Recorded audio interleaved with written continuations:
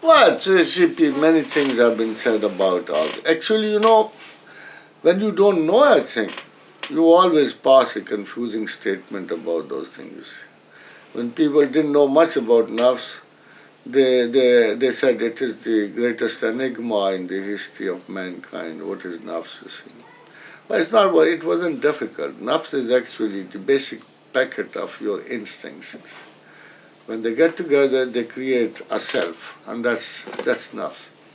And qalb, I think, is a place, is a very equibalanced place where wisdom and nafs both act.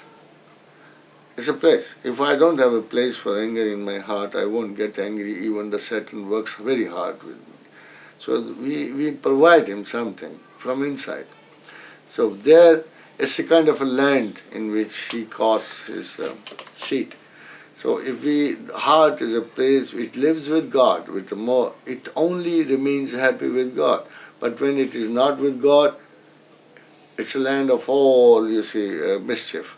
So everybody can come and put some wrong in it. So, as I told you, when the things go correct, qalb, nafs, from a bad way of thinking, he moves on into وَنَفْسٍ وَمَا سَوَّهَا فَأَلْهَمَهَا فُجُورَهَا وَتَقْوَاهَا. God has created everything in balance. Even nafs has a 50% of wisdom and 50% of the satanic impressions, you see. So when they get balanced, heart gets balanced, even ruh gets balanced. But when it gets corrupted, heart gets corrupted, even the spirit gets corrupted, and you go to hell. That's simply. When these are, impaired, when they are not properly functioning, they are not fulfilling the purpose of their creation, they go to hell. And if they succeed in knowing themselves, even a particle of faith will not die at all, you see. Even a particle of faith can take you to heaven if you are sincere. So basically there's no big difference. Mystics use this word for facility.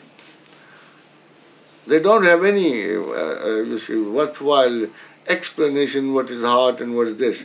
Maybe a teacher explains it metaphysically, the other mystically, the third one scientifically.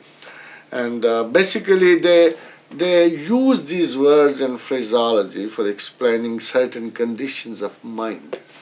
So nafs is a word which is used for all negative qualities of man. And qalb is a name which is used for a balance sheet which has 50% both. And ruh is used for the utmost purification of life. These are three mental conditions. Well, I've never found a difference between ruh and nafs and all this, because to me they all work together. Okay. This way or that way. Yes. There's a continuum, in fact. This is a kind of continuum between them. Yeah, but sometimes there is a contradiction. Your mind wants something different, and your heart wants different. This happens with everybody, you see. But those contradictions are ultimately solved when they converge on a decision. They have to reach a decision. If they are not coming to compromise, that man will be considered to be very indecisive. So naturally they have to come to a decision. The moment they come to a decision, the heart and mind, suppose the heart wants to eat and the mind forces him not to eat.